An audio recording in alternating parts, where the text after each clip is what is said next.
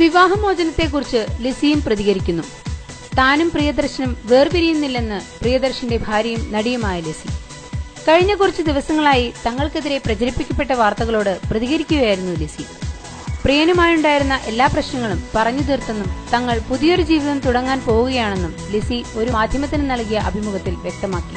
ഞങ്ങൾ തമ്മിൽ കുറച്ച് പ്രശ്നങ്ങൾ ഉണ്ടായിരുന്നു എന്നത് ശരിയാണ്. ഫോർ ഫെയിംസ് എന്ന കമ്പനിയുടെ അവകാശത്തെ ചൊല്ലിയായിരുന്നു തർക്കം തുടങ്ങിയത്.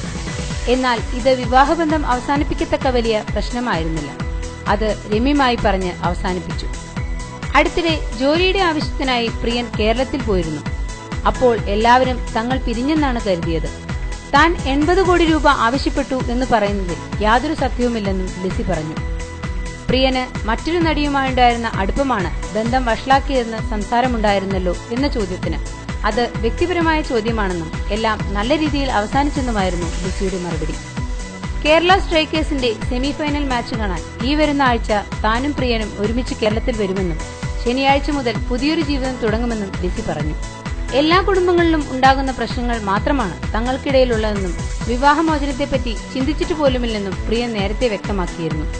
പ്രശ്നങ്ങൾ രമ്യമായി പറഞ്ഞു തീർക്കുമെന്നും തങ്ങൾക്കെതിരെയുള്ള വാർത്തകൾ അടിസ്ഥാനരഹിതമാണെന്നും പ്രിയൻ പറഞ്ഞതിന് പിന്നാലെയാണ് ലിസി തങ്ങൾ പുതിയ ജീവിതം തുടങ്ങുകയാണെന്ന് അറിയിച്ചിരിക്കുന്നത്. ഓരോ പ്രധാന വാർത്തയും ഇന്ത്യ ക്ലിക്സിലൂടെ അറിയാൻ ഞങ്ങളുടെ ഫേസ്ബുക്കിലും ട്വിറ്ററിലും അംഗമാകും.